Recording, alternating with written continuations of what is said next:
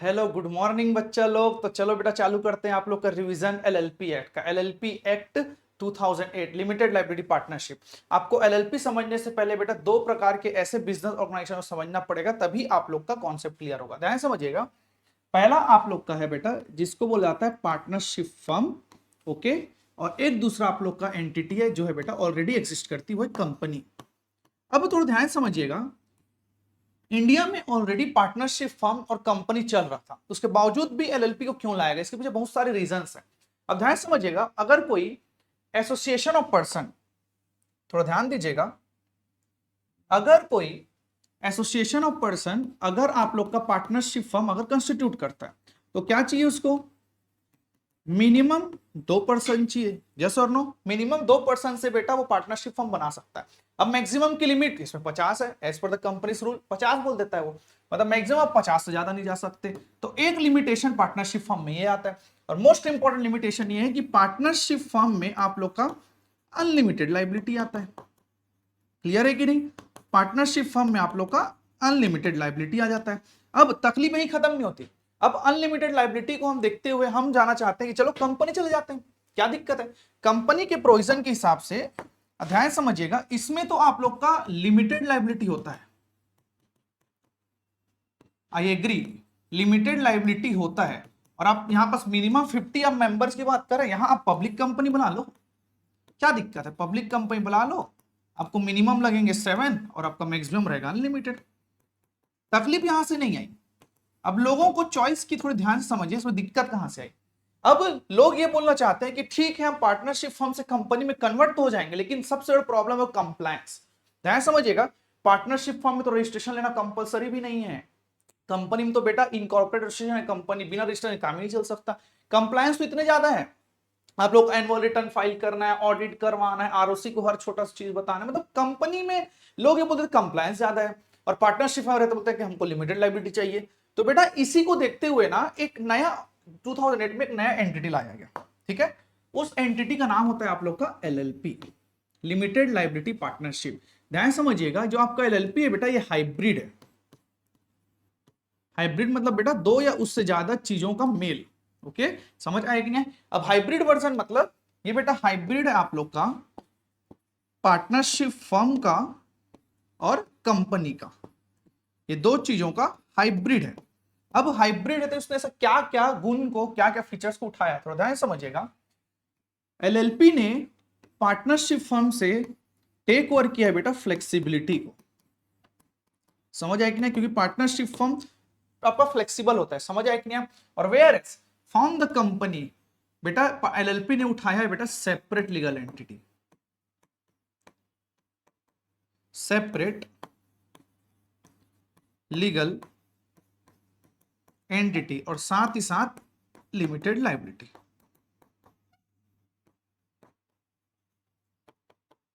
तो थोड़ा ध्यान समझिएगा। तो इसी कारण बोला जाता है बेटा एलएलपी आपका हाइब्रिड है। इसने क्या किया? पार्टनरशिप से बेटा फ्लेक्सिबिलिटी उठा लिया, जैसे यहां दिया हुआ है। चलो मैं बताऊं, पार्टनरशिप से इसने फ्लेक्सिबिलिटी उठा लिया एक साइड से, कंपनी से सेपरेट लीगल एंटिटी, दोनों मिलके बेटा एक नया ऑर्गेनाइजेशन बन गया जिसको बेटा एलएलपी बोला जाता है। और यही बेटा तुम्हारा एलएलपी एक्ट 2008 बना है। क्लियर है कि नहीं? ये बेटा एलएलपी का थोड़ा सा इंट्रोडक्शन हो गया। अब ध्यान समझिएगा, अब क्वेश्चन ये आता है कि एलएलपी के फीचर्स क्या क्या होते हैं। ओके, एलएलपी का फीचर्स क्या क्या होता है बेटा, थोड़ा सा इंपॉर्टेंट है, थोड़ा ध्यान समझिएगा, तभी आप लोग को आगे भी क्लियर होगा। अब सबसे पहला ये बोला जाता है बेटा कि आपका एलएलपी जो है वो बॉडी कॉर्पोरेट है।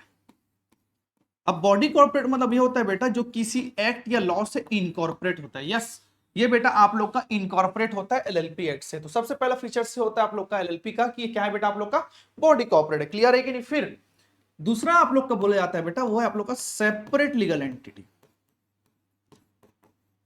Separate legal entity. अब ध्यान समझिएगा, सेपरेट लीगल एंटिटी, अब सेपरेट लीगल एंटिटी मतलब होता क्या है कि बिजनेस का मालिक और बिजनेस दोनों अलग होता है। अकाउंटिंग में बेटा इसको बिजनेस एंटिटी कॉन्सेप्ट भी बोला जाता है।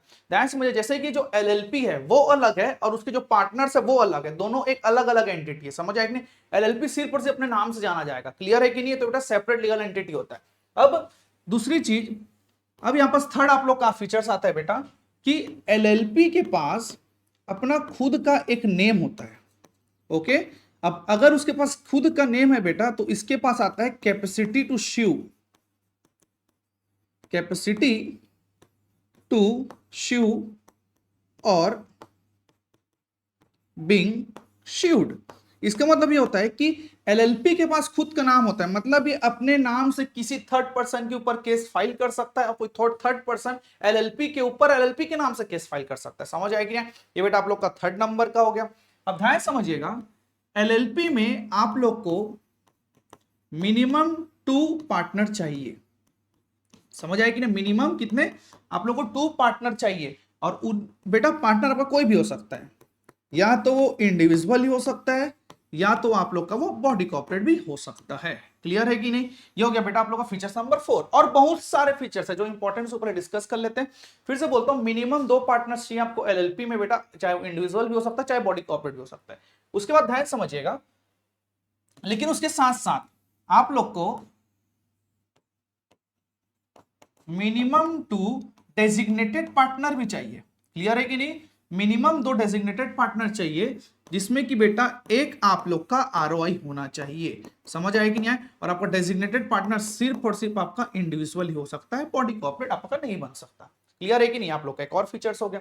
अब ध्यान समझिएगा, वन मोर इंपॉर्टेंट, एलएलपी को बेटा बुक्स ऑफ अकाउंट प्रॉपर बनाने पड़ते हैं। समझ आया कि नहीं आया? अब जो एलएलपी है उसको अपना बुक्स ऑफ अकाउंट है वो प्रॉपर प्रिपेयर करना पड़ता है बेटा, वो भी आप लोग का डबल एंट्री सिस्टम में। समझ आया कि नहीं आया? डबल एंट्री सिस्टम में एलएलपी को अपना बुक्स ऑफ अकाउंट बनाना पड़ेगा, और साथ ही साथ बेटा इसको कंप्लायंस के लिए 2 चीज फाइल करना पड़ेगा। Okay, required to file 2 things, first is annual return and second one is statement of accounts and solvency. ये 2 चीज इसको फाइल करना पड़ेगा एलएलपी को। तो ये बेटा आप लोग का फीचर्स होता है एलएलपी का। क्लियर है कि नहीं? तो चलो आगे बढ़ते हैं नेक्स्ट पार्ट पे। अब क्वेश्चन ये आता है कि एडवांटेज क्या होता है एलएलपी का। ठीक है, what are the advantages of LLP? एकदम इजी है, अगर आपको मीनिंग समझ आ गया तो बेटा ये भी इजी समझ आ जाएगा। देखते हैं।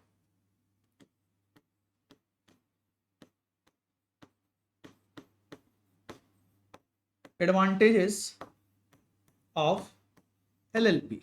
अब एलएलपी को इनकॉर्पोरेट करने में क्या क्या बेनिफिट है बेटा और क्या क्या फायदा है आपको समझना पड़ेगा। सबसे पहले अब जो एडवांटेज है बेटा ना, आपको in respect to the company समझना चाहिए। समझ आएगा? और डिसएडवांटेज को in respect to the partnership, दोनों के बीच का है। अब सबसे पहला यहां पर एडवांटेज क्या बोलता है आप लोग का कि easy to form, easy to formation. इसका मतलब ये होता है बेटा एज कंपेयर टू कंपनी, आप लोग का जो बेटा एलएलपी है बेटा उसको फॉर्म करना बहुत आसान है, क्योंकि इसमें कंप्लायंस उतना ज्यादा नहीं है जितना आप लोग की कंपनी में होता है। समझ आए कि नहीं आया? दूसरा आप लोग का एडवांटेज होता है बेटा वो है आप लोग का लिमिटेड लाइबिलिटी। नाम बेटा लिमिटेड लाइबिलिटी पार्टनरशिप है, तो इसका एडवांटेज होना चाहिए बेटा लिमिटेड लाइबिलिटी। अब लिमिटेड लाइबिलिटी मतलब एक्चुअल में होता क्या है कि जो पार्टनर्स है उनकी लाइबिलिटी पर्सनल नहीं होती। जितना पैसा वो बिजनेस में लगा चुके हैं, पार्टनरशिप में लगा चुके हैं, सिर्फ उतना पैसा ही उनका डूबेगा, उससे ज्यादा लोग पैसा नहीं लगाएंगे। समझ आएगी नहीं? अब हो गया पहला इजी टू फॉर्मेशन, दूसरा लिमिटेड लाइबिलिटी। अब तीसरा आता है बेटा इजी टू क्लोज। अब इजी टू क्लोज मतलब ये होता है कि एज पर द कंपनीज एक्ट बेटा, कंपनी को क्लोज करना कोई आसान काम नहीं है। आपको ट्रिब्यूनल जाना पड़ेगा, पब्लिक का पैसा रहता है, पब्लिक को पैसा भी वापस करना पड़ेगा, और बहुत सारी ऐसी चीज होती है। But as compare to the company अगर देखा जाए तो बेटा एलएलपी को क्लोज करना आसान है। समझ आया कि नहीं? तो बेटा थर्ड आप लोग का होता है बेटा जिसको बोला जाता है easy to close. Okay, now fourth one. Okay, अब फोर्थ वन को थोड़ा ध्यान समझिएगा। ओके, फोर्थ पॉइंट क्या बोलता है आप लोग का? अनलिमिटेड मेंबर्स, या तो अनलिमिटेड पार्टनर्स। अब ये जो एडवांटेज है बेटा इन रिस्पेक्ट टू बोला गया आप लोग के पार्टनरशिप फर्म पे। पार्टनरशिप फर्म में अनलिमिटेड पार्टनर्स नहीं होते, लेकिन बेटा एलएलपी में मिनिमम 2 और मैक्सिमम अनलिमिटेड, चाहो तो जितना भी पार्टनर रख सकते हो एलएलपी में। क्लियर है कि नहीं? फिर लास्ट वन आप लोग का बोलता है बेटा सेपरेट लीगल एंटिटी बोल लो या तो आप कुछ भी बोल लो, उसमें कोई दिक्कत नहीं, लेकिन मैं आपको एक अलग से बताता हूं, लोअर कॉस्ट ऑफ कंप्लायंस। समझ आया कि नहीं आया? लास्ट वन आप लोग का होता है लोअर कॉस्ट ऑफ कंप्लायंस, ये अगेन बोला गया है बेटा in relevance to the companies Act. देखो कंपनी में बेटा कंप्लायंस कॉस्ट बहुत ज्यादा होता है, बट बेटा एलएलपी में इतना आप लोगों का कंप्लायंस कॉस्ट नहीं होता। तो बेटा ये कुछ गिने चुने एडवांटेजेस हैं, ध्यान समझिए। इसके छोड़ और एडवांटेज हो सकते हैं। अब देखो जो एडवांटेज है बेटा लॉ में नहीं बताया गया, खुद का इंटरप्रिटेशन है, पढ़ के आप समझ जाएंगे। तो बेटा इसके छोड़ आप कुछ और भी लिख सकते हैं, इसमें कोई इशू नहीं। क्लियर है कि नहीं? तो चलो बेटा अब आप लोग स्टार्ट करते हैं एडवांटेज डिसएडवांटेजेस। हमने पढ़ लिया एडवांटेजेस, अब बात करते हैं कि एलएलपी का डिसएडवांटेजेस क्या क्या होता है।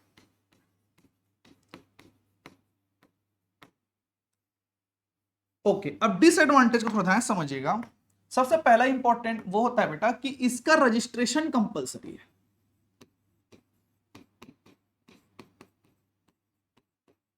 Registration is compulsory. अब ये बोला गया है बेटा इन रिस्पेक्ट टू पार्टनरशिप, क्योंकि बेटा देखो बेटा पार्टनरशिप में जो रजिस्ट्रेशन होता है आप लोगों का कंपलसरी नहीं होता, लेकिन अब बेटा एलएलपी में आप लोग को रजिस्ट्रेशन लेना कंपलसरी, क्योंकि बॉडी कॉर्पोरेट है। बॉडी कॉर्पोरेट तभी कहलाएगा बेटा जब कोई कोई इनकॉर्पोरेट होगा किसी एक्ट में या तो लॉ में, समझ आएगी ना। फिर दूसरा आप लोग का बोला जाता है बेटा पेनाल्टी।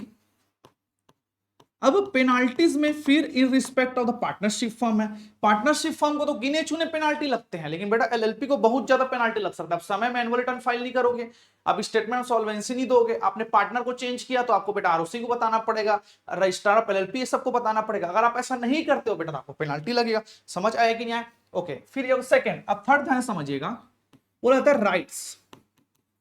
अब एक चीज समझिएगा, अब जो राइट्स रहता है ना वो आपका डिटरमाइन होगा एज पर एग्रीमेंट। समझ आया कि नहीं आया? तो बेटा किसी पार्टनर को मतलब बोला जाता है कि one partner can have more rights than others. समझ आया कि नहीं आया? अब एग्रीमेंट में ये भी हो सकता है बेटा कि एक पार्टनर को ज्यादा अधिकार दिया गया इन रिस्पेक्ट टू अदर, तो बेटा डिसएडवांटेज है। जैसे दो पार्टनर है ए और बी, अब बी को काम करने की उतनी परमिशन नहीं है लेकिन ए को नहीं, तो बेटा डिसएडवांटेज आप लोग का एलएलपी में क्लियर हो सकता है। समझ आया कि नहीं आया? फिर आप लोग का फोर्थ पॉइंट बोलता है बेटा रिगार्डिंग कैपिटल। अब ये कैपिटल बेटा डिसएडवांटेज आपको कंपनी ग्रुप में दिया गया है कि जो एलएलपी होता है बेटा उनको एक्सटर्नल कमर्शियल बोरोविंग में एक्सेस नहीं होता। मतलब कोई भी एलएलपी एक्सटर्नल कमर्शियल बोरोविंग से जो बाहर से होता है बेटा वो पैसा नहीं ले सकती, कंपनियां ले सकती है। समझ आया कि नहीं आया? फिर आप लोग का लास्ट वन होता है बेटा, उसको बोला जाता है आप लोग का पब्लिक डिस्क्लोजर। पब्लिक डिस्क्लोजर, अब इसको ध्यान समझिएगा। अब जो पार्टनरशिप फर्म होता है क्या उसको बुक्स ऑफ अकाउंट में पब्लिक को डिस्क्लोज करना पड़ता है? Answer is no. बट जब बेटा कंपनी की जैसे एलएलपी को अपने financial statement annual return file करना पड़ता है, तो बेटा कॉम्पिटिटर चाहे तो इसका फायदा उठा सकते हैं पब्लिक डिस्क्लोजर के थ्रू। ये कुछ डिसएडवांटेज हुए बेटा, और आप चाहो तो बहुत सारे डिसएडवांटेज लिख सकते हो। क्लियर है कि नहीं? तो चलो बेटा अब आगे बढ़ते हैं आप लोग का। ये थोड़ा सा बेसिक कॉन्सेप्ट था बेटा एलएलपी का, अब हम थोड़ा सा एलएलपी एक्ट के थ्रू चलते हैं। समझ आया कि नहीं? अब एक कॉन्सेप्ट होता है बेटा जिसको बोला जाता है आपका, ध्यान समझिएगा, स्मॉल एलएलपी। ओके, मतलब ऐसा एलएलपी जो छोटा है। अब गवर्नमेंट ने अलग से इसको डिटरमाइन किया बेटा से कौन कौन से जिसको आप लोग स्मॉल एलएलपी बोलोगे। अब देखो स्मॉल एलएलपी मतलब जो साइज में छोटा होना, ऐसा नहीं हो सकता बेटा। दो क्राइटेरिया में आपका बांटा गया है, तो ध्यान समझिएगा। क्राइटेरिया नंबर 1 एक होता है बेटा आप लोगों का कॉन्ट्रीब्यूशन,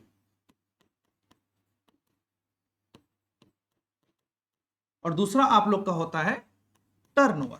समझ आया कि नहीं आया? पहला क्राइटेरिया आप लोग का होता है बेटा जिसको बोला जाता है आप लोग का कंट्रीब्यूशन, और दूसरा बोला जाता है टर्नओवर। अब ध्यान समझिएगा, ऐसा एलएलपी जिसका कंट्रीब्यूशन 25 लाख से ज्यादा नहीं है, और बेटा हाईएस्ट 5 करोड़ तक भी जा सकता है, और साथ ही साथ ऐसा एलएलपी बेटा जिसका टर्नओवर 40 लाख से ज्यादा नहीं है, और साथ ही साथ बेटा हायर चाहे तो 50 करोड़ भी जा सकता है। अब जो हायर है वो क्या है बेटा, गवर्नमेंट चाहे तो उसको हायर अमाउंट प्रिस्क्राइब कर सकता है। समझ आए कि नहीं? थोड़ा ध्यान दीजिएगा। अब कंट्रीब्यूशन के रिस्पेक्ट में क्या बोलता है, ऐसा एलएलपी जिसका कंट्रीब्यूशन नॉट एक्सीडिंग 25 लाख, जिसका कंट्रीब्यूशन बेटा 50 लाख से ज्यादा नहीं है, और चाहे तो बेटा 5 करोड़ हायर भी हो सकता है। अब 5 करोड़ हायर है बेटा, वो एस में भी प्रिस्क्राइब है, गवर्नमेंट जब चाहे तब उसको 5 करोड़ तक खींच सकता है। समझ आया कि नहीं? अब आ जाता है टर्नओवर, जिसका बेटा turnover as per statement of accounts and solvency, ठीक है, ये एंड कंडीशन ध्यान समझिएगा, दोनों होना चाहिए। Statement of accounts and solvency के हिसाब से जिसका turnover not more than 40 lakh, मतलब कोई भी साल में 40 लाख नहीं है, और 50 करोड़ हायर। ध्यान समझिएगा, अगर किसी भी एलएलपी को बेटा, अगर आप लोग को स्मॉल एलएलपी बोलना है तो दोनों कंडीशन आप लोग की फुलफिल होनी चाहिए। अगर ऐसा नहीं हुआ तो बेटा वो स्मॉल एलएलपी नहीं कहलाएगा। अब आप स्मॉल एलएलपी बना के क्या कर लोगे? देखो, जो स्मॉल एलएलपी है बेटा, उसके लिए थोड़ा कंप्लायंस कम कर दिए जाते हैं। ये एक्चुअली मेन बात है ना कि गवर्नमेंट चाहती है कि आपको कॉर्पोरेट लेवल तक लाए। समझ आया कि नहीं आया? अब जो छोटा छोटा सा एंटिटी जो भी चालू है, 10 लाख कमा रहा है मुश्किल से टर्नओवर, कैपिटल कंट्रोल से 2 से 3 लाख, ज्यादा है ही नहीं। अब वो लोग ज्यादा कंप्लायंस करने की सोचेंगे नहीं, वो लोग कंपनी में आएंगे नहीं, बॉडी कॉर्पोरेट बनेंगे नहीं, एलएलपी भी नहीं बनेंगे। तो बेटा गवर्नमेंट को खींचना चाहते हैं कि आप आ जाओ, आपके लिए कंप्लायंस कम रहेगा। समझ आया कि नहीं आया? ओके, अब ध्यान समझिएगा, एक और कॉन्सेप्ट होता है आप लोग का, जिसको बोला जाता है बेटा स्टार्टअप एलएलपी। ओके, उस कॉन्सेप्ट को बोला जाता है आपका स्टार्टअप एलएलपी। अब ध्यान समझिएगा, अब स्टार्टअप एलएलपी क्या होता है? ये कॉन्सेप्ट ऐसा है बेटा, जो डीपीआईआईटी जो डिपार्टमेंट है वो ये बोलता है कि ध्यान समझिएगा कि कोई भी न्यू एलएलपी अगर इनकॉर्पोरेट होता है तो उसको स्टार्टिंग के 10 इयर्स तक, शुरू के 10 इयर्स तक उसको बेटा प्रिविलेजेस दिया जाएगा। प्रिविलेजेस मतलब होता है बेनिफिट, मतलब शुरू के 10 साल तक आप स्टार्टअप के रूप में काम कर रहे हो, नए एलएलपी बन रहे हो, तो बेटा इस केस में शुरू के 10 साल तक बेटा आपको अलग से बेनिफिट प्रोवाइड किया जाएगा। क्लियर है कि नहीं होगा बेटा कॉन्सेप्ट ऑफ एलएलपी? क्लियर है कि नहीं? समझ आया कि नहीं आया? ठीक, अब चलो आगे बढ़ते हैं। अब बेटा आपका आता है कॉन्सेप्ट ऑफ पार्टनर। हमने पहले पार्टनर के बारे में थोड़ा बहुत पढ़ लिया है, अब थोड़ा डिटेल में पढ़ते हैं कि पार्टनर का कॉन्सेप्ट आप लोग क्या बोलते हैं।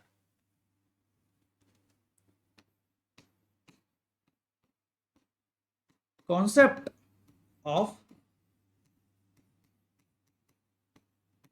पार्टनर, अब तो ध्यान समझिएगा, पार्टनर कौन होता है बेटा, कैसे होता है, किसको पार्टनर बनना है, पार्टनर कब आप लोग का डेजिग्नेटेड पार्टनर बन सकता है, थोड़ा ध्यान समझिएगा जैसे कॉन्सेप्ट को।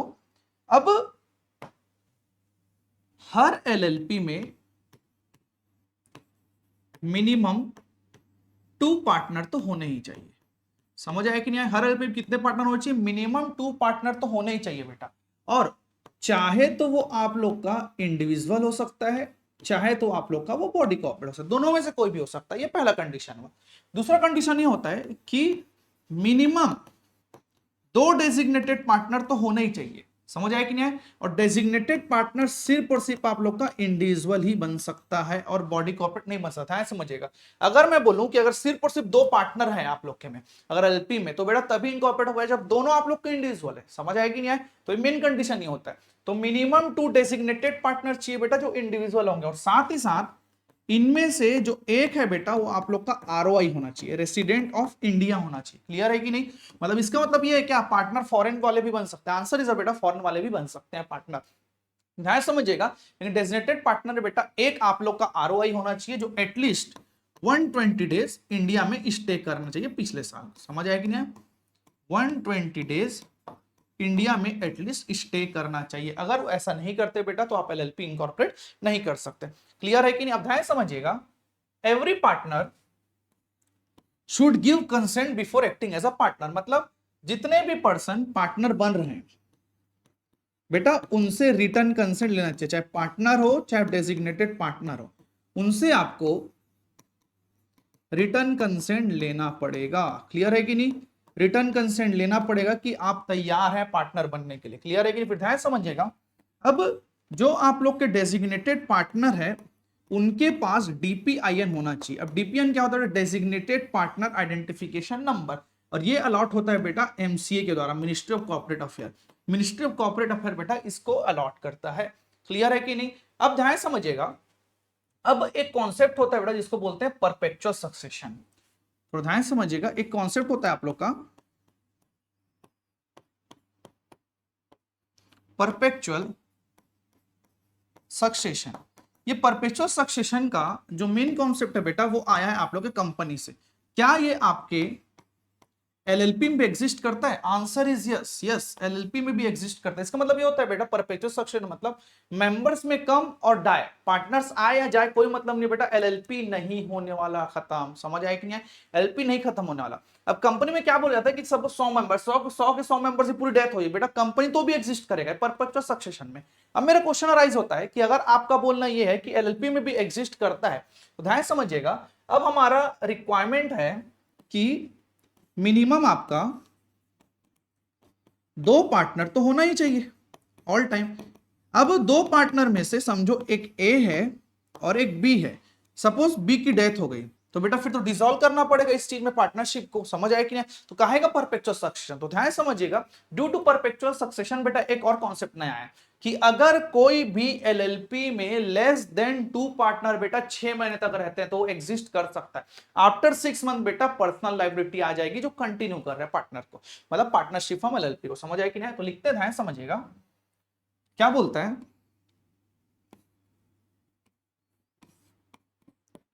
if more than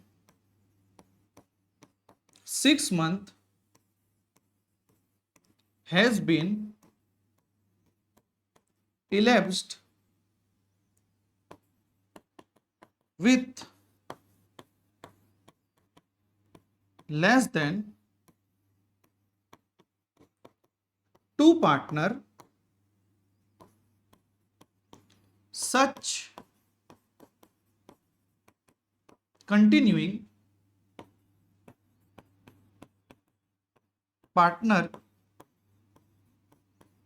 shall be held personally liable. समझ आए कि नहीं आया? अगर 6 महीने से ज्यादा बीत चुका है बेटा और पार्टनरशिप आपके एलएलपी में 2 से कम पार्टनर है तो जो पार्टनर कंटिन्यू कर रहा है बेटा वो आप लोग का पर्सनल लाइबल होगा। क्लियर है कि नहीं बेटा? अब तो ध्यान समझिएगा, अभी और आप लोग को बचा हुआ है कि अगर पार्टनर कब कब कोई पर्सन है बेटा वो कंटिन्यू नहीं कर सकता पार्टनर्स में, बोला जाता है कि नो पार्टनर कैन कंटिन्यू, मतलब कोई भी पार्टनर कंटिन्यू नहीं कर सकता। ओके, आप लोग का बेटा मेनली 4 केस ऐसे होते हैं जिसमें पार्टनर कंटिन्यू नहीं कर सकता। सबसे पहले बेटा मृत्यु। बेटा एक बात बताओ, आदमी मर गया तो कहां से पार्टनरशिप रहेगा बेटा, ऊपर से थोड़ी काम करेगा वो। समझ आया कि नहीं आया? तो सबसे पहला बेटा आप लोग का केस होता है वो है आप लोग का डेथ। ओके, क्लियर है कि नहीं? डेथ, अगर किसी भी पर्सन या पार्टनर डेथ हो जाता है बेटा कंटिन्यू नहीं कर सकता। दूसरा बोला जाता है आप लोग का डिसॉल्यूशन। ओके, अब डिसॉल्यूशन में ये है कि अगर पार्टनरशिप फॉर्म डिसॉल्व हो जाता है बेटा तो इस केस में भी आप कंटिन्यू नहीं कर सकते पार्टनर के रूप में। ओके, थर्ड बोला जाता है बेटा अगर कोई पार्टनर इंसॉल्वेंट हो जाता है। अब इंसॉल्वेंट क्या होता है बेटा? ऐसा सिचुएशन जिसमें पर्सन इज अनेबल टू पे इट्स डेट, मतलब बेटा अपने कर्जे बोर्ड अपने डेट को पे नहीं कर पा रहे, इसको हिंदी में दिवालिया भी बोला जाता है। अगर ऐसा कुछ होता है बेटा तो एलएलपी में बेटा पार्टनर भी नहीं रह सकता। ओके, फिर फोर्थ वन होता है बेटा अनसाउंड माइंड। अब अनसाउंड माइंड मतलब क्या होता है बेटा तुम्हारे हिसाब से? पागल आदमी। ठीक है, unsound mind declared by court मतलब ल्यूनेटिक है भाई, जिसका दिमाग काम नहीं कर पा रहा है। ठीक है, वो भी आप लोग का पार्टनरशिप में मतलब एलएलपी में आप लोग का पार्टनर नहीं बन सकता। क्लियर है कि नहीं? तो ये कुछ कुछ कंडीशन हुए। अब ध्यान समझना, अगर कोई भी एलएलपी, ओके, कोई भी एलएलपी अगर किसी पार्टनर को एडमिट करता है या तो उसका सेसेशन होता है मतलब वो बाहर चले जाता है तो बेटा आपको आरओसी को इन्फॉर्म करना पड़ेगा 30 डेज के अंदर। समझ आए कि नहीं? आपको 30 डेज के अंदर इन्फॉर्म करना पड़ेगा आरओसी। अगर आप ऐसा नहीं करते बेटा तो आप लोग के ऊपर नॉन कंप्लायंस का इसका चार्ज भी लग सकता है। क्लियर है कि नहीं? अब मोस्ट इंपोर्टेंट ध्यान समझिएगा, यहां पर एक मैं लाइन लिख रहा हूं, पहले फिर समझते हैं। every partner is agent of LLP but not for the other partners. समझ आएगी ना? तो ध्यान समझिएगा, इसको बेटा बोला जाता है म्यूचुअलेंसी, मिसिंग कॉन्सेप्ट। अब म्यूचुअलेंसी क्या होता है? देखो म्यूचुअलेंसी मतलब नहीं बेटा, म्यूचुअलेंसी कॉन्सेप्ट आपके पार्टनरशिप में एग्जिस्ट करता है। क्या बोलता है कि एक पार्टनर दूसरे पार्टनर के लिए एजेंट है, एक पार्टनर दूसरे पार्टनर के लिए एजेंट है और एक पार्टनर दूसरे पार्टनर के लिए प्रिंसिपल भी है, तो इसको म्यूचुअलेंसी बोला जाता है। मतलब अगर पार्टनर 3 है ए बी सी, अगर एक कुछ गलती करता है बेटा तो बी उसकी भरपाई करेगा। समझ आएगा? बी भी करेगा क्योंकि उसमें अनलिमिटेड लायबिलिटी। लेकिन यहां ऐसा नहीं होता, यहां पास क्लियरली बोला गया है कि एक पार्टनर जो है बेटा वो सिर्फ और सिर्फ बेटा एजेंट है आप लोग का एलएलपी का। समझ आएगी ना? किसका एजेंट है वो? सिर्फ और सिर्फ आप लोग का एलएलपी का एजेंट है बेटा, लेकिन वो अदर पार्टनर्स के लिए एजेंट नहीं है। अदर पार्टनर कुछ गलती किया बेटा तो ये जवाबदार नहीं है। क्लियर है कि नहीं? समझ आया कि नहीं? तो इसका म्यूचुअल एजेंसी कॉन्सेप्ट यहां पर मिसिंग बोला जाता है। क्लियर है? एक लास्ट पॉइंट ध्यान समझिएगा, ये बोला जाता है कि जो पार्टनर्स होते हैं बेटा वो आप लोग के पर्सनल लाइबल नहीं होते अगर ऑर्डिनरी कोर्स में कुछ काम होता है तो। समझ आया कि नहीं? तो ध्यान समझिएगा, no partner is personally liable for any act done on ordinary course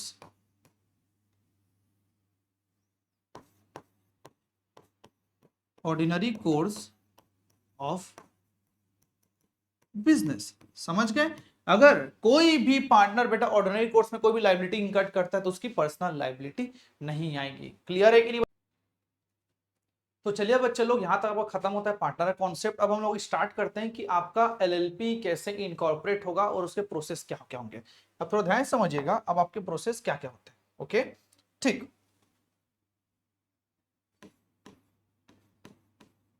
procedure to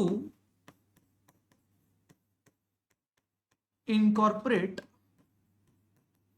LLP. अब अगर आपको एलएलपी को बनाना है बेटा तो क्या क्या प्रोसीजर आपको फॉलो करने पड़ेंगे। अब ध्यान समझिएगा, स्टेप बाय स्टेप है, आप लोगों को क्लियरली समझना पड़ेगा। अब सबसे पहला स्टेप ये बोलता है बेटा कि आपको डीएससी ऑब्टेन करना पड़ेगा।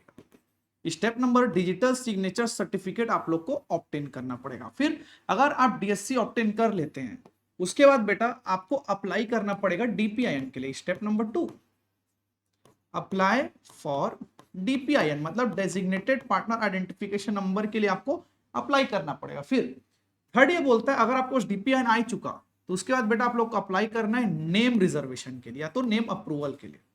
समझ आए कि नहीं? आपको नेम रिजर्वेशन के लिए अप्लाई करना है। अब आप लोग का नेम रिजर्वेशन हो जाता है बेटा तो आप लोग करना है इनकॉर्पोरेशन के लिए फॉर्म भरना है। आपको इनकॉर्पोरेशन के लिए आपको डॉक्यूमेंट फाइल करना पड़ेगा। ये फोर्थ स्टेप हो गया बेटा। फिर आप लोग को ध्यान देना पड़ेगा, वो रहेगा आप लोग का एलएलपी एग्रीमेंट। तो ये आप लोग के 5 स्टेप है जिसको हम फॉलो करके एक एलएलपी को इनकॉर्पोरेट कर सकते हैं। समझ आए कि नहीं? पारी पारी से बेटा स्टेप्स को पढ़ते हैं कि हमको क्या क्या फॉलो करना पड़ता है। देखो पहला क्या बोलता है, डीएससी चाहिए, डीपीआईएन चाहिए, नाम चाहिए, फिर कंप्लीट करना पड़ेगा इनकॉर्पोरेशन फॉर्म को, फिर आप लोग को एलएलपी एग्रीमेंट भी चाहिए। क्लियर है कि नहीं? अब थोड़ा सा पारी पारी से हम सबको पढ़ते हैं और ध्यान दीजिएगा।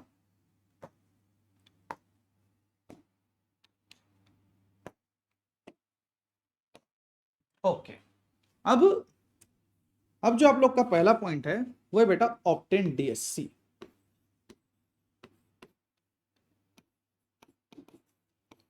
अब ऑब्टेन डीएससी मतलब होता है बेटा, डीएससी मतलब बोला जाता है digital signature certificate. Digital signature certificate. अब ध्यान समझिएगा, इसका प्रोविजन क्या बोलता है कि जितने भी आपके प्रपोज्ड पार्टनर हैं, जितने भी प्रपोज पार्टनर है उनको बेटा डीएससी के लिए अप्लाई करना पड़ेगा, मतलब उनको डीएससी ऑब्टेन करना पड़ेगा। समझ आया कि नहीं? पॉइंट टू ये बोलता है कि जो डीएससी है बेटा वो आप लोग का वैलिड रहेगा 1 और 2 ईयर्स, 1 साल या 2 साल के लिए हो सकता है बेटा। इसके लिए अलग अलग क्लासेस भी होते हैं, क्लासेस ऑफ डीएससी भी होता है। क्लियर है कि नहीं? फिर थर्ड पॉइंट ये बोला जाता है कि जो डिजिटल सिग्नेचर सर्टिफिकेट है बेटा वो आप लोग का यूज होगा एट टाइम ऑफ फाइलिंग। अब जैसे कि आप कुछ कुछ चीज फाइल करेंगे इनकॉर्पोरेशन डॉक्यूमेंट, तो बेटा इनकॉर्पोरेशन हो गया, या तो हो सकता है आगे जाकर आपको एनुअल रिटर्न फाइल करना है तो पूरे इलेक्ट्रॉनिकली फाइल होते हैं। तो बेटा आप लोग को जब फाइल करना है बेटा तो आपको डीएससी का इस्तेमाल करो आगे जाके। तो ये होता है बेटा आप लोग को स्टेप नंबर 1। तो आप पहले स्टेप नंबर बोलता है आप लोग को डिजिटल सिग्नेचर सर्टिफिकेट ऑब्टेन करना पड़ेगा। क्लियर है? फिर आप लोग का स्टेप नंबर 2 बोलता है आफ्टर ऑब्टेनिंग डीएससी आपको बेटा अप्लाई करना पड़ेगा डीपीआईएन के लिए। ओके, अभी डीपीआईएन क्या होता है? Designated partner identification number. जैसे कि कंपनीज एक्ट में डायरेक्टर के पास डीन होता है, वैसे ही एलएलपी में बेटा डेजिग्नेटेड पार्टनर के पास डीपीआईएन होता है। मैं समझिएगा इसका प्रोविजन क्या बोलता है आपका, आफ्टर ऑब्टेनिंग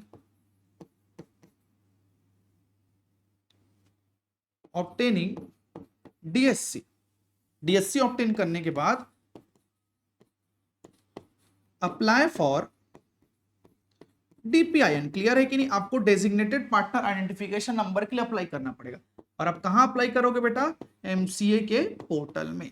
क्लियर है कि नहीं? ध्यान समझिएगा, जो आपका डीपीआईएन होता है वो वैलिड रहता है बेटा लाइफ टाइम के लिए, लाइफ टाइम के वैलिड रहता है। जैसे कि आपका पैन कार्ड रहता है बेटा, इसको रिन्यूअल की जरूरत नहीं पड़ती आप लोग की। ठीक है, ध्यान समझिएगा, इसमें बोला जाता है 1 पर्सन 1 डीपीआईएन। समझ आया कि नहीं? एक पर्सन सिर्फ एक ही डीपीआईएन रख सकता है बेटा, उससे ज्यादा नहीं रख सकता। तो आप लोग का स्टेप नंबर 2 भी क्लियर हो गया। ओके, देन आप लोग का थर्ड स्टेप आता है जिसको बोला जाता है बेटा नेम अप्रूवल। ओके,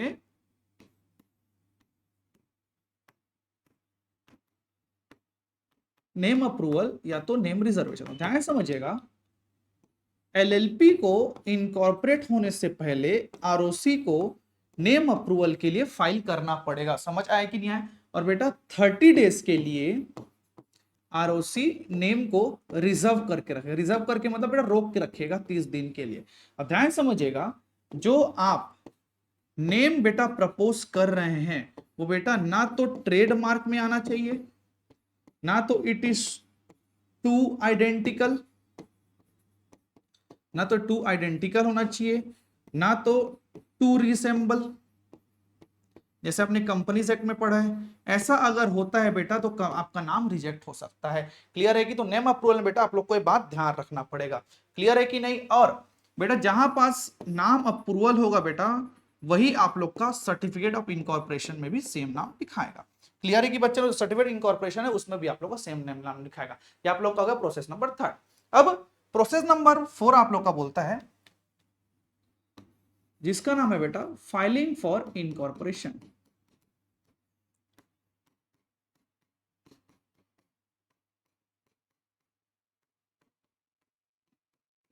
अब फाइलिंग फॉर इनकॉर्पोरेशन को थोड़ा ध्यान समझिए। अब फाइलिंग फॉर जो इनकॉर्पोरेशन है बेटा, जो एलएलपी है उनको एक फॉर्म वेब सर्वर यूज करना पड़ेगा जिसको बोला जाता है फिलिप। इनको फिलिप में बेटा डॉक्यूमेंट सबमिट करना पड़ेगा इनकॉर्पोरेशन के लिए। क्लियर है? लास्ट स्टेप है, कोई दिक्कत नहीं है। अब जो इनकॉर्पोरेशन डॉक्यूमेंट सबमिट होगा बेटा with the consent of the all partners, और सब चीज आप लोग को प्रोवाइड करना पड़ेगा कि रेडी टू एक्ट है कि नहीं है and so on.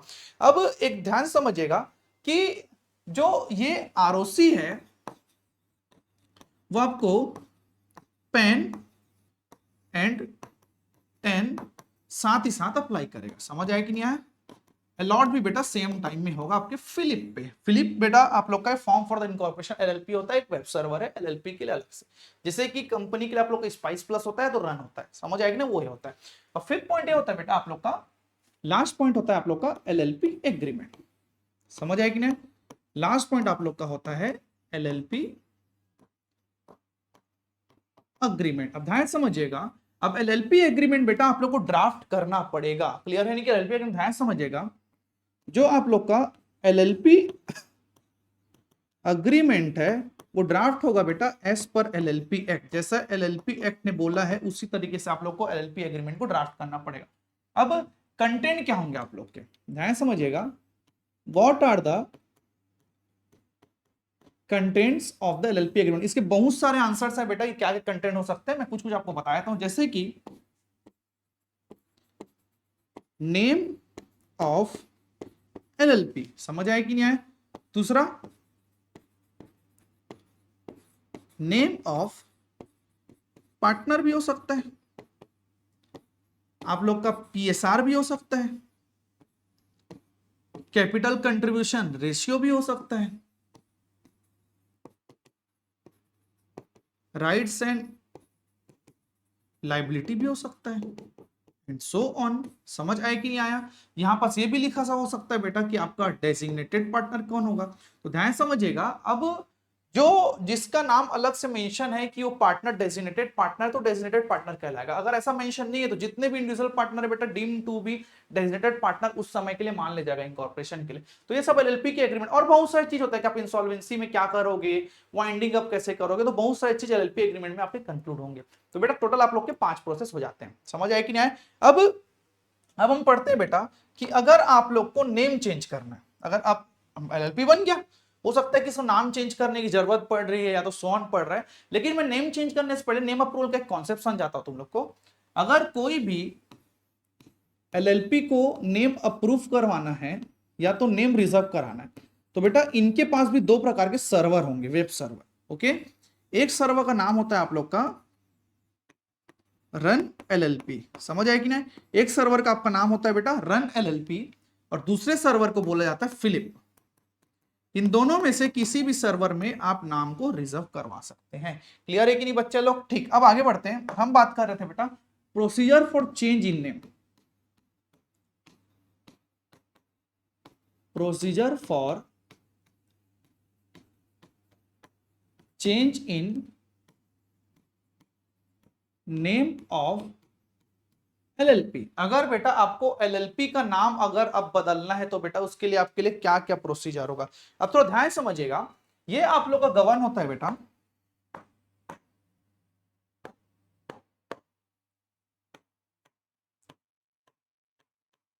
Section 19 of the act. Section 19 of the act बोलता है कि आपको कब चेंज करना। ध्यान समझिएगा, सेंट्रल गवर्नमेंट में ऑर्डर, सेंट्रल गवर्नमेंट बेटा ऑर्डर दे सकता है आपको नेम को चेंज करने के लिए। कितने दिन के अंदर? 30 डेज के अंदर आप रेजोल्यूशन पास कीजिए और 30 डेज के अंदर आप नाम चेंज करिए। अब क्वेश्चन आता है सेंट्रल गवर्नमेंट कब ऑर्डर देगा। अब क्लियरली समझिएगा, अगर सेंट्रल गवर्नमेंट को लगता है बेटा कि किसी ट्रेडमार्क वाले ने आपको एप्लीकेशन फाइल कर दिया, या तो नाम बेटा आप लोग का टू आइडेंटिकल है, या तो बेटा आप लोग का नाम to resemble to existing name है। समझ आया कि नहीं? या तो सेंट्रल गवर्नमेंट के ओपिनियन में लगता है कि नाम गलत है, तो इस केस में बेटा सेंट्रल गवर्नमेंट आपको ऑर्डर देगा कि 30 दिन के अंदर नाम बदलना है। सिर्फ ऑर्डर नहीं, ऑर्डर के साथ साथ बेटा आपके ऊपर पेनाल्टी भी लगाएगा। ओके, अब पेनाल्टी 2 तरीके से, एक जो बेटा इंडिविजुअल डेजिग्नेटेड पार्टनर के ऊपर लगे। ध्यान समझे, डेजिग्नेटेड पार्टनर, पार्टनर के ऊपर नहीं। डेजिग्नेटेड पार्टनर बेटा नाम ही डेजिग्नेटेड है, वही काम के लिए है ना। अब बेटा वही अगर काम नहीं कर पाए तो दिक्कत है, तो डेजिग्नेटेड पार्टनर के ऊपर लगेगा पेनाल्टी और साथ ही साथ एलएलपी को भी लगेगा। अब जो डेजिग्नेटेड पार्टनर को जो पेनाल्टी लगेगा बेटा वो रहेगा आप लोग का मिनिमम 10,000 और आप लोग का मैक्सिमम रहेगा 1 लाख। समझ आया कि नहीं? तो मिनिमम 10,000 और मैक्सिमम 1 लाख तक आपको पेनाल्टी लग सकता है। फिर आप लोग का एलएलपी आता है, इसको भी सेम मिनिमम 10,000 तक पेनाल्टी लग सकता है और मैक्सिमम 5 लाख। इस केस में मैक्सिमम 5 लाख तक भी पेनाल्टी लग सकता है। क्लियर है कि नहीं बच्चे लोग? ठीक, अब ध्यान समझिएगा, अब नाम चेंज करने का आदेश तो मिल चुका है। अब नाम जो देखना है बेटा, चेक करना है कहीं हमसे फिर से गलती ना हो जाए। तो जो एलएलपी है वो बेटा पहले फाइल करेगा एमसीए को, मतलब सेंट्रल गवर्नमेंट को नेम के लिए, ठीक है। और एलएलपी बेटा नाम में 6 प्रेफरेंसेस देगा, अपने नाम का बेटा 6 प्रेफरेंसेस देगा। और ध्यान समझना, जो आप लोग का 6 के 6 नाम है वो आप लोग का एलएलपी एक्ट के हिसाब से टेंडम में होना चाहिए, तो एज पर द एलएलपी एक्ट होना चाहिए। मतलब आप एलएलपी के खिलाफ फिर गए, वही आइडेंटिकल ट्रेडमार्क, फिर लफड़ा हो जाएगा। तो 6 नाम आपको प्रेफरेंस देना है बेटा, वो भी आप लोग को एलएलपी के टेंडम के हिसाब से, एलएलपी जैसा बोलता है बेटा उस हिसाब से आपको नाम देना है। क्लियर है कि नहीं? और इसके साथ साथ आपको डॉक्यूमेंट भी कुछ फाइल करने पड़ेंगे। Okay, with changes of name में आप लोग को 3 प्रकार के डॉक्यूमेंट फाइल करने पड़ते हैं, ध्यान समझिएगा। पहला ये होता है बेटा कि नाम चेंज करना है तो आपको लगेगा कंसेंट ऑफ ऑल पार्टनर। अब जितने भी पार्टनर है बेटा उन लोग से आप लोगों को कंसेंट चाहिए, पॉइंट नंबर 1। दूसरा आप लोग का बोलता है बेटा रजिस्ट्रेशन सर्टिफिकेट।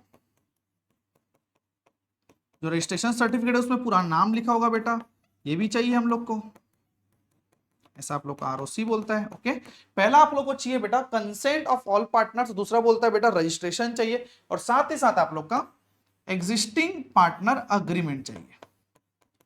पार्टनर के बीच में जो अग्रीमेंट हो रखा है वो आपको साथ में चाहिए। क्लियर है कि नहीं? अब देखो ये सब चीज होने के बाद बेटा आरओसी आपके नाम को अप्रूवल दे सकता है। इट इज नॉट कंपलसरी ना, बस सॉरी, सेंट्रल गवर्नमेंट आपके नाम को अप्रूवल दे सकता है। आप किसको अप्लाई किया? सेंट्रल गवर्नमेंट को, आरओसी क्यों किया? अब ध्यान समझिएगा, अब अगर आपका लेट्स अज्यूम नेम अगर अप्रूव हो जाता है, तो नेम अप्रूव हुआ बेटा तो सबसे पहले केस आपको बताना पड़ेगा आरओसी को। अगर आपका नेम अप्रूव हो जाता है बेटा तो आपको आरओसी को इंटीमेट करना पड़ेगा, और वो आप लोग का फॉर्म होता है बेटा एलएलपी 5। 30 दिन के अंदर आप लोग को एलएलपी 5 में बेटा आरओसी को इन्फॉर्म करना पड़ेगा। क्लियर है कि नहीं? और उसी केस में ठीक है, जो आप लोग का देन आरओसी आप लोग को new certificate of incorporation issue करेगा। समझ आए कि नहीं आए? New certificate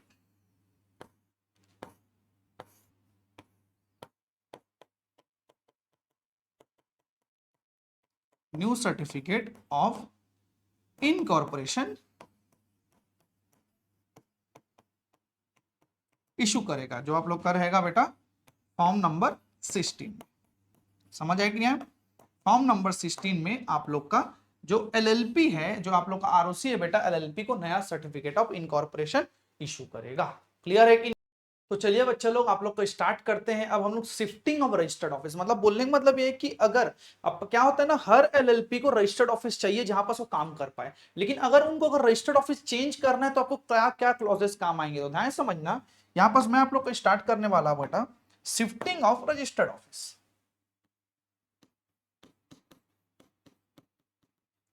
shifting of registered office, मतलब रजिस्टर्ड ऑफिस होता है बेटा जब बस मेन काम होता है, जिसको आप लोग मेन ब्रांच ऑफिस भी बोला जाता है, हेड ऑफिस भी बोला जाता है। समझ आए कि नहीं? अब आप लोग का आ रहा है बेटा शिफ्टिंग ऑफ रजिस्टर्ड ऑफिस। अब रजिस्टर्ड ऑफिस को अगर आपको शिफ्टिंग का अगर टाइम आता है बेटा तो क्या क्या चीज करना पड़ेगा। अब देखो रजिस्टर्ड ऑफिस अगर आप शिफ्ट करते हो तो बेटा इसमें आप लोग का 3 केसेस सामने वाले। पहला केस ये होता है कि आप अगर चेंज कर रहे हो बेटा with in same state and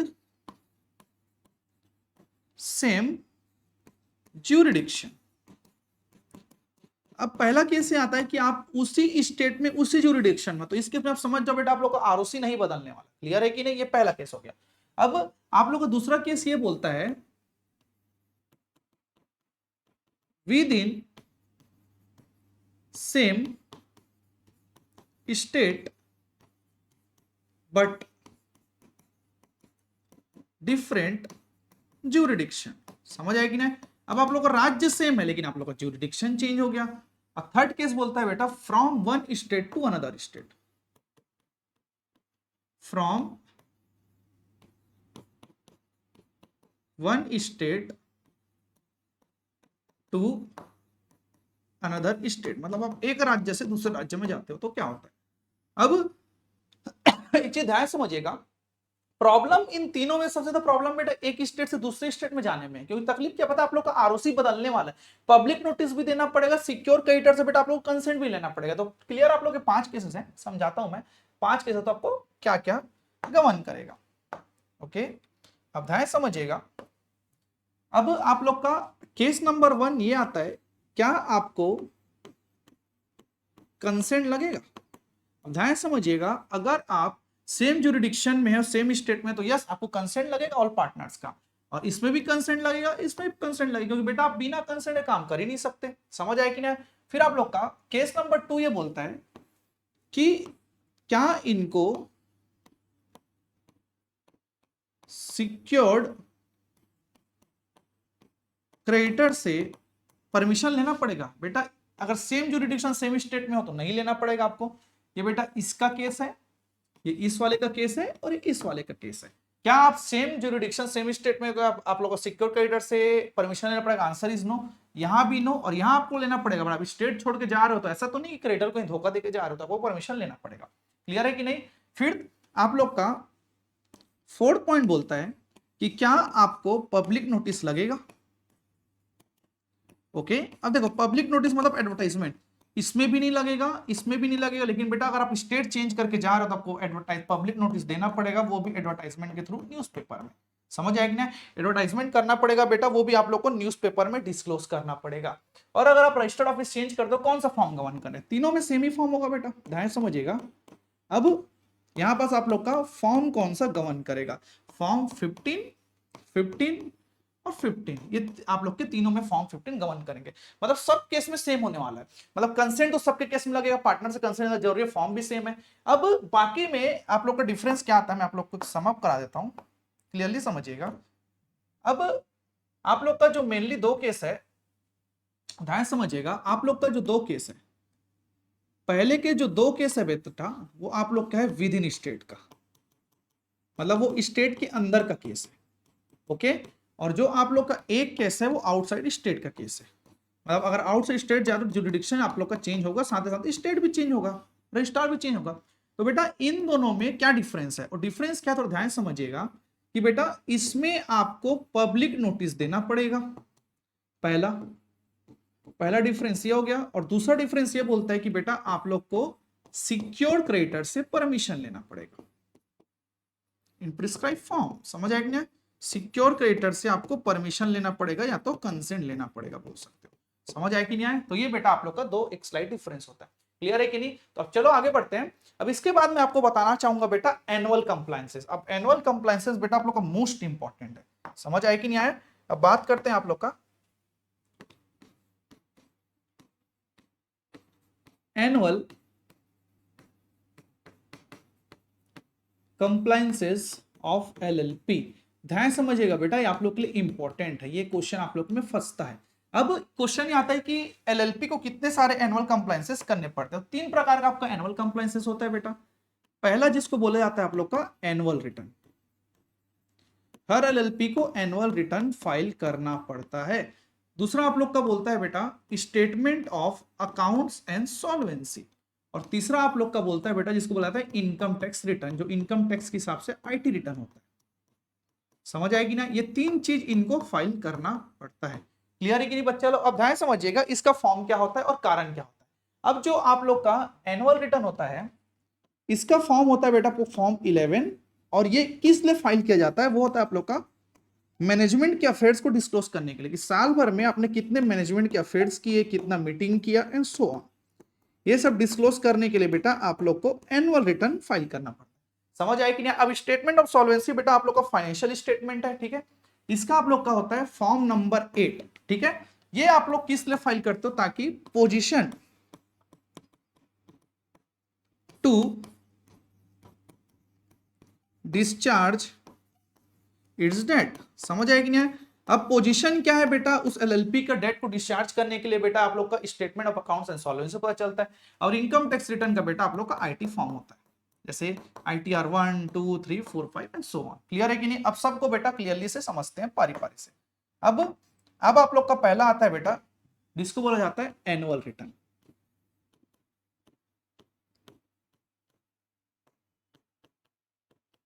annual return बेटा किस लिए फाइल किया जाता है? ताकि आप मैनेजमेंट के अफेयर्स को आरओसी को बता पाओ। क्लियर है कि नहीं? अब ध्यान समझिएगा, एवरी एलएलपी, जितने भी एलएलपी हैं बेटा उनको एनुअल रिटर्न फाइल करना पड़ता है। समझ आएगी ना?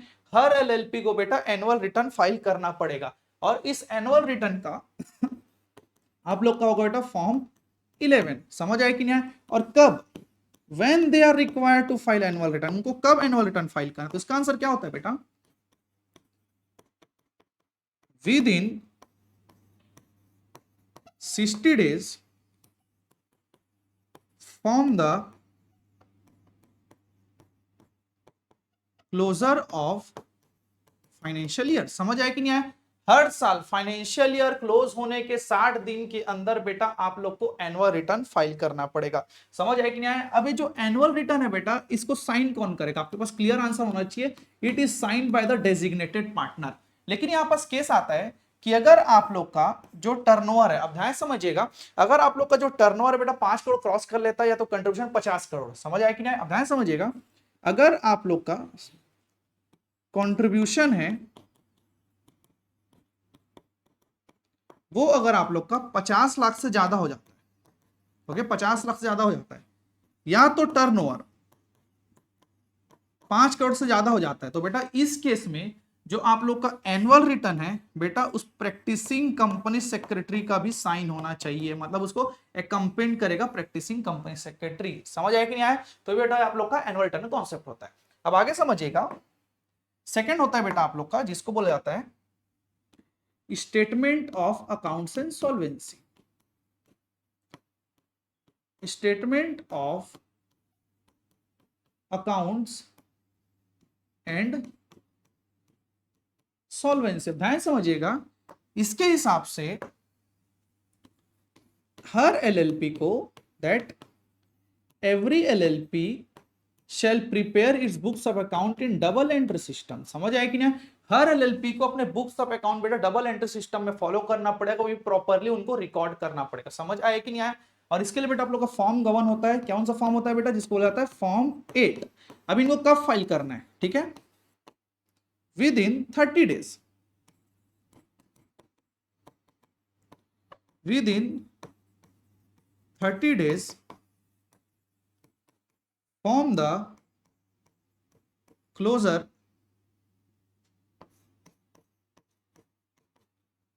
of 6 month from the financial year.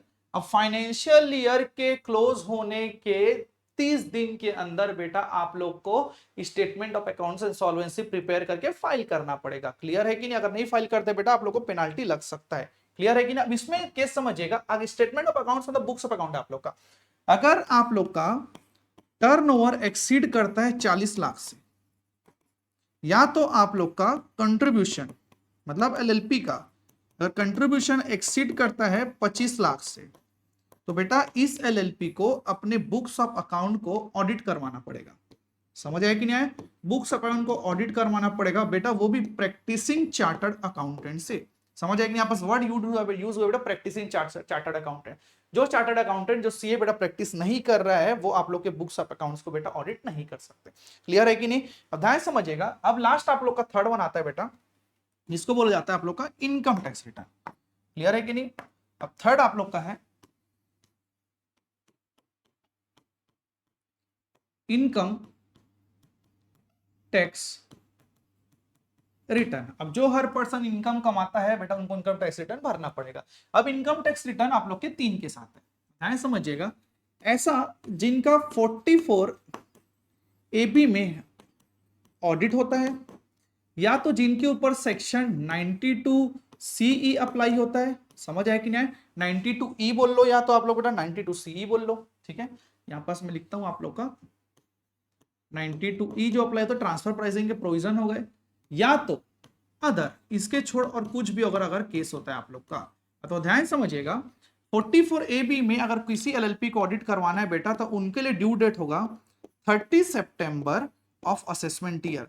मतलब मैं जिस साल कमाया हूं उसके आने वाले साल के 30 सितंबर तक मेरे को बेटा books income tax return file करना पड़ेगा। 92E मतलब मैं ट्रांसफर प्राइसिंग एनआर के प्रोविजन में आता हूं, तो उस केस में मेरे लिए होगा 30 नवंबर।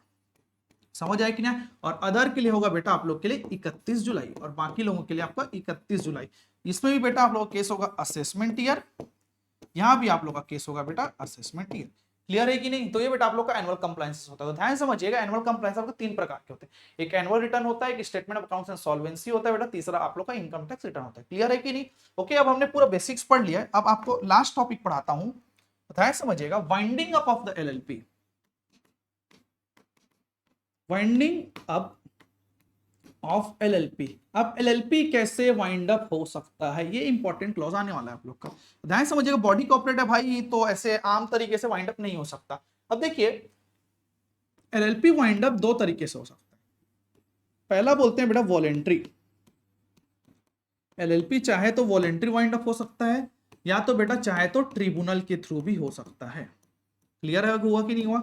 अब अगर इसको वॉलेंट्री वाइंड अप होना है बेटा, तो कम से कम इनको पार्टनर जो 3/4 है, मिनिमम 3/4 पार्टनर से इनको कंसेंट लगेगा। अगर ऐसा नहीं होता तो आप बेटा वॉलेंट्री वाइंड अप नहीं हो सकते। अब ट्रिब्यूनल केस इंपॉर्टेंट है कि ऐसे कौन कौन से केस हैं जिसमें ट्रिब्यूनल के थ्रू आप वाइंड अप हो सकते हो, ध्यान सब समझिएगा। यहां पास बोला जाता है cases where LLP is subjected to wind up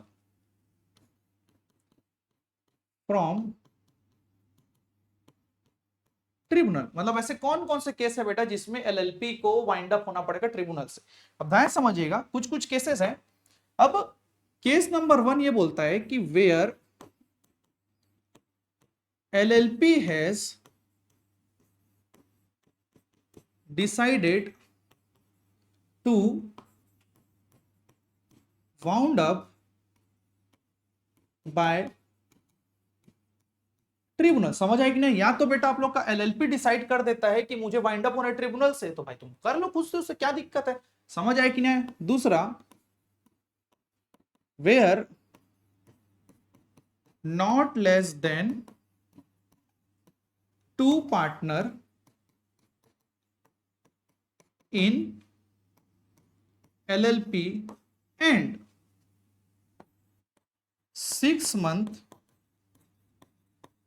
has been elapsed. समझ आए कि नहीं आए? मतलब एलएलपी में अगर 2 से कम पार्टनर है बेटा, और यहां पास आप लोग का जो 6 महीने ज्यादा बीत चुका है, तो इस केस में चाहे ट्रिब्यूनल चाहे तो बेटा कंपलसरी वाइंड अप करवा सकता है ट्रिब्यूनल चाहे तो। ओके, फिर थर्ड केस आप लोग का होता है कि अगर एलएलपी ने कुछ ऐसा एक्ट किया जो अगेंस्ट स्टेट ऑफ सिक्योरिटी है, अगेंस्ट स्टेट ऑफ सिक्योरिटी है या तो कंट्री है। समझ आया कि कंट्री के खिलाफ अगर उसने कुछ काम कर दिया बेटा, तो ट्रिब्यूनल उसमें वाइंड अप कर देगा। फिर फोर्थ केस आप लोग का बोलता है कि अगर बेटा एलएलपी फेल हो जाता है अपना एनुअल रिटर्न या तो statement of accounts and solvency, okay, continue, इसको बोला जाता है 5